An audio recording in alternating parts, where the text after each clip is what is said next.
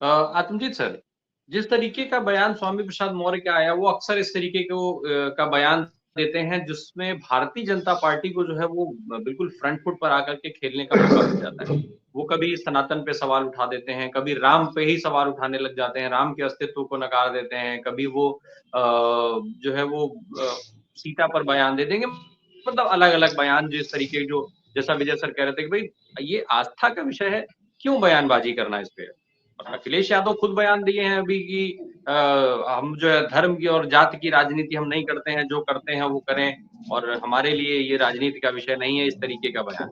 और उनकी पार्टी के नेता इस तरीके की चीज़ें देते हैं। तो क्या ये माना जाए जो सवाल अभी विजय सर भी उठा रहे थे कि क्या अखिलेश यादव की भी नहीं सुन रहे हैं स्वामी प्रसाद मौर्य और अगर अगर वो नहीं सुन रहे हैं, तो फिर अखिलेश की ऐसी क्या मजबूरी है जो वो उनको जो पूरे पार्टी की मुसीबत बढ़ा रहे हैं लेकिन उन पे कोई कार्रवाई नहीं कर पा रहे हैं? नमस्कार राम प्रकाश राय जी और विजय कृष्ण जी। जहां तक स्वामी प्रसाद मौर्य का सवाल है, स्वामी प्रसाद मौर्य इंडिया अलायंस की सीट अरेंजमेंट को लेकर थोड़े व्याकुलित हैं, मुझे ऐसा लगता है, क्योंकि आम आदमी पार्टी से एडवांस स्टेज पे मीटिंग भी हुई है दिल्ली और पंजाब को लेकर, जहां आम आदमी पार्टी ने एक फॉर्मूला दिया कि आप 4-3 का फॉर्मूला दिल्ली में ले लीजिए और 6 सीटें आप पंजाब में ले लीजिए, गुजरात में हमें 1 सीट दे दीजिए, गोवा में 1 सीट दे दीजिए, हरियाणा में 3 सीट दे दीजिए। तो कहीं ना कहीं स्वामी प्रसाद मौर्य को ये लग रहा है कि अभी से मैं रेलेवेंस में नहीं आऊंगा तो मैं अपनी सीट नेगोशिएट कैसे करूंगा, क्योंकि अखिलेश तो कह रहे हैं 65 सीटें उनको चाहिए और 15 जो है इंडिया अलायंस के दूसरे पार्टनर्स को दे दी जाए, चाहे उसमें कांग्रेस हो, आम आदमी हो, सीपीआई हो, सीपीएम हो, जो भी और अन्य पार्टियां हो, आरएलडी हो, तो वो अपना अरेंजमेंट कर लें। 65 सीटों पर लड़ना चाहते हैं। तो स्वामी प्रसाद मौर्य ये चाह रहे हैं कि उसमें कम से कम 2 या 3 सीटें उन्हें मिलें, जिसकी वजह से वो ये विवादित बयान दे रहे हैं। जब भी कोई पॉलिटिशियन एक विवादित बयान देता है तो उसके पीछे उसकी मंशा जो होती है वो कुछ और होती है। वो डायरेक्ट जो है वो राम मंदिर को लेकर व्यथित नहीं है कि उनको इनविटेशन आया कि नहीं आया प्राण प्रतिष्ठा का, और मुलायम सिंह यादव वाली जो उन्होंने बात उठाई कार सेवकों वाली, वो जान के उठाई अखिलेश यादव को कमजोर करने के लिए, कि अखिलेश यादव तो मुलायम सिंह के ही सुपुत्र हैं, समाजवादी पार्टी के ही वो सुप्रीमो है, करता धरता है। और समाजवादी पार्टी की जब सरकार थी तो कार सेवकों पे मुलायम सिंह यादव ने गोली चलाने का आदेश दिया, क्योंकि उस टाइम जो है अरेंजमेंट जो है वो बिल्कुल आउट ऑफ द वो चला गया था, क्या नाम है कि पुलिस से आपस से बाहर हो गया था और बिल्कुल राज्य का नियंत्रण जो है वो खो गया था किसी तरीके से। और उस समय इसको माइनॉरिटी अपीजमेंट का भी ऑपोजिशन ने कहा कि ये तो मौलाना मुलायम है, और खुद मुस्लिम उलेमा ने उनको उस टाइम मौलाना मुलायम बुलाया कि माइनॉरिटीज की सुरक्षा के लिए मुलायम सिंह ही ऐसे सीएम थे, और लालू यादव जिन्होंने रथ यात्रा रोकी थी बिहार में, जो माइनॉरिटीज ओबीसी के समाज के लिए या दलित समाज के लिए कुछ सोचते हैं। अब ये जो पूरा राममय हो रहा है प्राण प्रतिष्ठा का प्रोग्राम, आपने देखा किस तरीके से मीडिया के लोगों को, पब्लिक सिविल सोसाइटी के लोगों को, यहाँ तक कि पूर्व सुप्रीम कोर्ट जजों को और कई प्रतिष्ठित लोगों को जिस तरीके से पर्सनली जाके वीएचपी और बजरंग दल और ये राम न्यास क्षेत्र ट्रस्ट वाले लोग जाके इनविटेशन दे रहे हैं, तो कहीं ना कहीं उसमें उसको कैसे जो है कहानी को और जो उसकी नरेशन को कैसे अपनी तरफ जो है अट्रैक्ट किया जाए। मुझे लगता है स्वामी प्रसाद मौर्य का सिर्फ यही एक कारण था कि किस तरीके से वो बताएं और लोगों को याद कराएं कि देखिए ये वही समाजवादी पार्टी है जिन्होंने जो है कार सेवकों पर गोली चलाई थी, और ये कार सेवकों की दुश्मन है, ये राम की दुश्मन है। तो इस तरीके की नरेशन जब स्वामी प्रसाद मौर्य, जो कि खुद अखिलेश यादव की समाजवादी पार्टी के साथ गठबंधन में है, तो ये गठबंधन की मर्यादा के लिए एक गलत बात हो जाती है और ऐसा उनको नहीं करना चाहिए मेरे हिसाब से। अखिलेश यादव क्योंकि बड़ा संगठन है और कवायद रखते हैं उत्तर प्रदेश इलेक्शन में इंडिया अलायंस को लीड करने की, तो ऐसा कोई भी विवादित बयान इंडिया अलायंस को भी नुकसान पहुंचा सकता है। तो मुझे लगता है कि अपने पर्सनल एजेंडा के तहत, अपने आप को पर्सनली प्रमोट करने के तहत अगर वो ये सब कर रहे हैं, तो इससे इंडिया अलायंस को और अखिलेश यादव की समाजवादी पार्टी को एक बहुत बड़ी क्षति पहुंच सकती है। और ये समय नहीं है ये सब बातें करने का, सब लोग जानते हैं, हिस्ट्री को रिपीट करने की क्या जरूरत है। अब आगे की बात कीजिए ना कि आगे आप क्या करेंगे। प्राण प्रतिष्ठा हो रही है, उसमें स्वामी प्रसाद मौर्य की पार्टी का क्या वो है, और उनके जो मौर्य समाज के लोग हैं वो क्या सोचते हैं कि प्राण प्रतिष्ठा ठीक हो रही है, गलत हो रही है, उसके समर्थन में है कि उसके समर्थन में नहीं है। उनको अपना स्टैंड क्लियर करना चाहिए, बजाय इसके कि ये बताने की 91 में क्या हुआ, 92 में क्या हुआ, 95 में क्या हुआ, 96 में क्या हुआ। हिस्ट्री तो सब आर्काइव्ड है, सबको पता है, सब जानते हैं, तो इन चीजों से कोई फर्क नहीं पड़ता अव्वल तो। पर अगर स्वामी प्रसाद मौर्य कंटिन्यू करते रहे तो राजभर की तरह उनको भी रास्ता बाहर का दिखा दिया जाएगा, क्योंकि इतने बड़े नेता तो वो है नहीं कि समाजवादी पार्टी को वो उनकी अपेक्षा करें और उनके साथ भी रहें। तो अखिलेश यादव उनको रेप्रिमांड तो करेंगे ही। और मेरे हिसाब से अगर इंडिया अलायंस बन रहा है और उत्तर प्रदेश में अखिलेश उसकी कवायद में है और आरएलडी जयंत चौधरी ने ऑलरेडी कह दिया कि मैं इंडिया अलायंस के साथ हूं और मैं बीजेपी के साथ नहीं जाऊंगा, और मायावती के भी संकेत आ रहे हैं, अपने डिस्ट्रिक्ट कोऑर्डिनेटर से बात कर रही हैं, वो भी चाहती हैं इंडिया अलायंस का पार्ट होना, तो मेरे हिसाब से ये एक अच्छा विषय है। इसमें अगर जयंत चौधरी, मायावती, अखिलेश यादव और कांग्रेस पार्टी अगर ये चारों एक मंच पे आ जाते हैं तो बीजेपी को कम से कम 50 सीटों पर अच्छी टक्कर दे सकते हैं, ऐसा मेरा मानना है। रामप्रकाश आतंजीत सर, एक तो जयंत चौधरी को लेकर के अखिलेश जिस तरीके से सकारात्मक हैं, एक मैं छोटी सी टिप्पणी उस पर आप चाहूंगा। दूसरा, जो मायावती की बात हो रही है, मायावती को लेकर के जिस तरीके से अभी वोट परसेंटेज की बात तमीम सर उठा रहे थे, मायावती का अब जो रुख, अगर जिस तरीके से अखिलेश ने कल कहा है, साफ साफ वो ये भी कह रहे हैं कि कांग्रेस जो है बात कर रही है मायावती से, तो अगर कांग्रेस का रुख और अखिलेश का रुख अगर देख लिया जाए, तो क्या ये स्पष्ट संकेत है कि मायावती ऑलमोस्ट जो है वो तैयार हैं गठबंधन में आने के लिए, और अगर आ जाती हैं वो गठबंधन में, तो भाजपा के लिए स्थिति कितनी असहज होगी? जिस तरीके से आरोप लगता है कि मायावती भाजपा के लिए काम करती हैं, भाजपा के लिए काम करती हैं। जी आत्मजीत सिंह साहब, एक मैं इंटरव्यू करूंगा, उसके बाद सिंह साहब की उस पर लीजिएगा तो थोड़ा जी व्यूअर्स के लिए अच्छा रहेगा। देखिए, मायावती का जहां तक सवाल है तो मैं आपको बता दूं, कांग्रेस के अंदर भी जो नेता है उसमें भी कुछ मतभेद है। कुछ लोग बिल्कुल एडमेंट हैं कि मायावती से ही करिए, वो हमारे लिए ज्यादा फ्रूटफुल है। कुछ लोगों का अखिलेश से पता नहीं क्यों किस बात की अदावत है कि वो लोग भी चाहते हैं, तो वहां भी है। लेकिन उसमें राहुल गांधी बिल्कुल स्पष्ट है कि मुझे समाजवादी पार्टी से समझौता करना है। ठीक है, मायावती से बातचीत की जाए, अगर वो तैयार होती है तो वेरी गुड, नहीं तो अखिलेश जयंत हम मिलकर जाएंगे। जी सिंह साहब आप बताएं। देखिए, जहां तक मायावती का सवाल है, मैं आपको थोड़ा सा पीछे लेके जाना चाहता हूं। जो भी रिसेंटली कंक्लूडेड असेंबली इलेक्शन हुए, उसमें मध्य प्रदेश में मायावती और जीजीपी का 5% अनुमानित वोट था, जिसमें 3% वोट उनको मिला।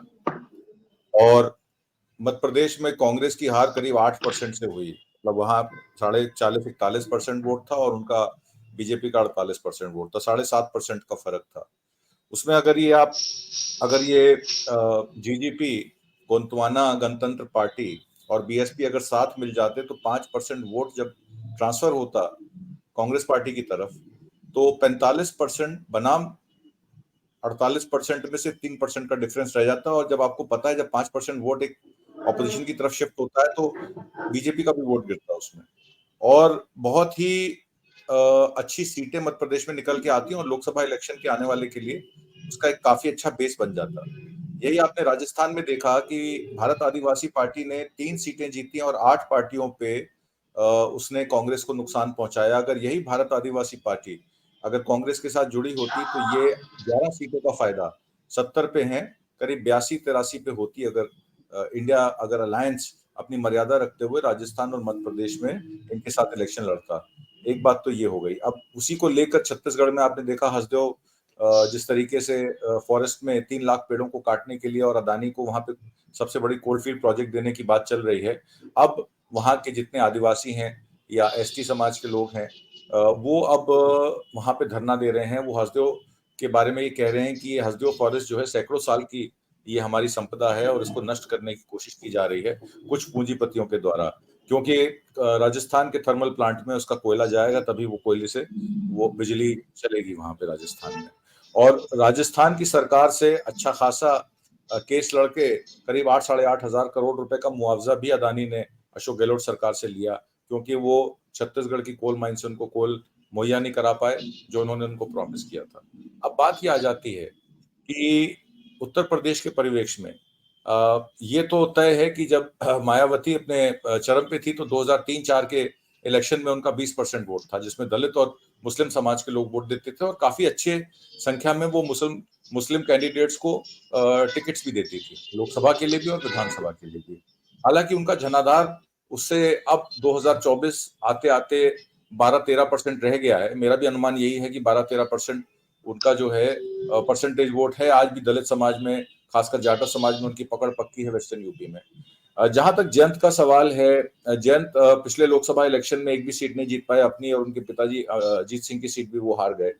पर अब जिस तरीके से किसान आंदोलन के बाद जो वहां का जाट वोटर है और जो वहां का मुस्लिम समाज का आदमी है, जिसमें मुजफ्फरनगर राइट में आरएसएस ने अपनी हेट फैक्ट्री लगाकर वहां 2013 में जिस तरीके का अपवाद फैलाया, और अब मुझे ऐसा लगता है कि बीजेपी का जो ये बांटो और राज करो वाला जो काम है, वो मुश्किल है कि वो पवस्त उसको कर सकेंगे। तो मुस्लिम और जाट वोट जयंत चौधरी के पीछे है, 12-13% वोट जो है दलित का मायावती के पीछे है, और जो 19% मुस्लिम वोट की प्रोफेसर शमीन ने बात की, वो अगर मैं अपने एरिया में भी लखीमपुर सीतापुर का एरिया अगर बताऊं आपको, तो वहां के मुस्लिम समाज के लोग ये भी कहते हैं कि हम भैया कांग्रेस के पीछे हैं इस बार लोकसभा इलेक्शन में, क्योंकि हम चाहते हैं कि ऐसी कोई पार्टी जीते जो बीजेपी को टक्कर दे सके। कम से कम 250 सीटें तो उनकी आए, नहीं तो बीजेपी तो जिस तरीके से संविधान बदलने की, लोकतंत्र की परिभाषा को लोकशाही को राजशाही में बदलने की, मीडिया का गैग ऑर्डर निकाल दिया आईएनबी मिनिस्ट्री ने, 2 मराठी न्यूज़पेपर्स को उन्होंने नोटिस देके बंद करवा दिया कि उनके पास लाइसेंस नहीं है।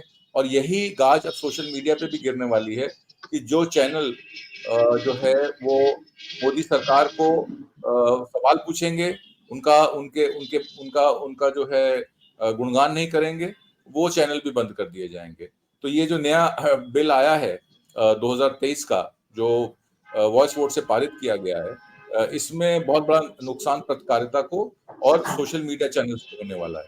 तो मेरा मानना ये है कि अब मायावती के पास कोई कारण नहीं बचता कि वो अलग से चुनाव लड़ें, और आचार संहिता लगते ही, क्योंकि अभी आचार संहिता लगने में समय है, क्योंकि 22 तारीख को प्राण प्रतिष्ठा का प्रोग्राम है, उसके बाद फरवरी के महीने में आखिर में शायद इलेक्शन अनाउंस होंगे। तो एक बार आचार संहिता लग जाए, कोड ऑफ कंडक्ट लग जाए, दो धारी तलवार जो उनके सर पे लटक रही है ईडी और आईटी की, वो हट जाए, तो मायावती भी फैसला दे देंगी अपना।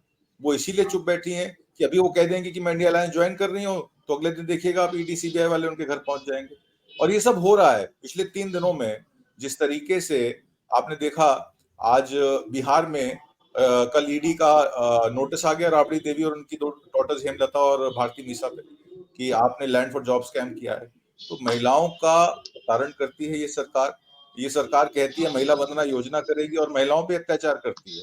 तो इस सरकार का यही मामला है कि मायावती को भी वो छोड़ेगी नहीं, अगर उनको जरा से भी भनक पड़ गई कि वो इंडिया अलायंस में जा रही है। तो इसीलिए मायावती का अभी चुप रहना सही है।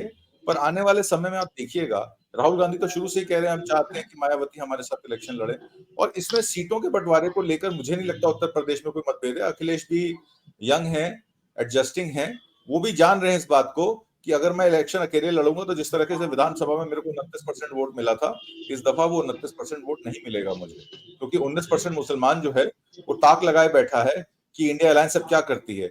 ये उनका भी विषय है, ये देश की बाकी माइनॉरिटीज का भी विषय है, ये जाति जनगणना को लेकर सोशल जस्टिस का भी विषय है। आपने देखा भारत जोड़ो न्याय यात्रा में 3 प्रमुख मुद्दे जो दिए गए, वो है राजनीतिक, सामाजिक और आपका जो न्याय है वो लोगों को कैसे पहुंचे। ये पॉलिटिक्स से एक ऊपर हटके एक लोगों को देश के लोकतंत्र को बचाने की, देश के संविधान को बचाने की कवायद है। तो मैं नहीं साथ, और आर्थिक न्याय तो बहुत जरूरी है। आप जानते हैं किस तरीके से बेरोजगारी और महंगाई बढ़ी है और जीडीपी का बहुत नुकसान हुआ है पिछले 10 सालों में। तो मेरा कहने का मतलब ये है कि जब तक असंगठित रोजगार नहीं बढ़ेगा, जब तक लोगों के सह रोजगार। जी एक चीज मैं यहाँ और जल्दी से जरा आपसे समझ लूं, जब हम लोग 19 की बात अगर करें, तो जब अखिलेश यादव और बसपा एक साथ आए थे, तो ये देखा गया था कि बसपा का वोट जो है वो कन्वर्ट नहीं हो पाया था, सपा के साथ वो नहीं जा पाया था, टर्नआउट नहीं हो पाया था, और सपा की का वोट परसेंटेज जो है घट गया था 14 के मुकाबले। लेकिन मायावती के वोट परसेंटेज में जबरदस्त इजाफा हुआ था, सीटें उनकी 10 0 से सीधे 10 सीटें आ गई थी। तो क्या गठबंधन में आकर के ये जो बीएसपी का वोट है 12% 13% जो माना जाता है, ये गठबंधन के साथ जा पाएगा? जरा जल्दी से देखिए, ये जो आपने बात कही ना राम प्रकाश जी, कि मायावती को 10 मिली और सपा को 5 मिली और वोट ट्रांसफर हुआ मायावती को पर उनको नहीं हुआ, ये ऑपोजिशन का ब्लेम है। ये एक नरेशन है जो गोदी मीडिया चलाता है कि अगर मायावती अखिलेश को ज्वाइन करेंगी तो मायावती को फायदा हो जाएगा, अखिलेश को नुकसान हो जाएगा। उसका रीजन मैं आपको बताता हूं क्या है कि मायावती सोशल इंजीनियरिंग से चलती है। उनको पता है कौन सी 10 सीटों पे उनको जीतना है, क्या कैंडिडेट खड़े करने हैं, वहां के क्या मिसाइल है, वहां कैसे इलेक्शन जीता जाएगा, कौन से समाज के लोग हैं जिनको अगर टिकट दी जाए तो वो आगे बढ़ेंगे। उन्होंने ज्यादा रिस्क लिया, उन्होंने ज्यादा आप माइनॉरिटी समाज के लोगों को आगे बढ़ाया, उन्होंने दलित समाज के लोगों को टिकट दी, उन्होंने सोशल इंजीनियरिंग फॉर्मूला अप्लाई किया। इसकी वजह से उनकी 10 सीटें आई। समाजवादी पार्टी कहीं कैंडिडेट्स के चुनाव में चूक गई, इसी वजह से पूंजीवाद के चलते सिर्फ 5 सीटें उनके पास आई। मेरा मानना ऐसा है, चलिए मैं आपकी अगर ये बात मान भी लूं कि 15 सीटें बीएसपी और समाजवादी पार्टी को आई, तो कांग्रेस की कितनी सीटें थी 2019 में? मैं कहता हूं अगर ये रिपीट परफॉर्मेंस भी हो जाए कि बीएसपी को 10 मिल जाए, सपा को 5 मिल जाए और कांग्रेस को 1 या 2 सीट मिल जाए और आरएलडी जो पीछे शून्य थी उसको 2 सीटें मिल जाए, तब भी यह आंकड़ा 20 के पार है। तो मोदी सरकार तो कहती है कि 74 सीटें लेके आएंगे वो, या 75 सीटें लेके आएंगे, क्लीन स्वीप करेंगे। तो अगर वो 20 सीटें भी जीत जाते हैं मिलके, तब भी वो 60 पे रुक जाएंगे।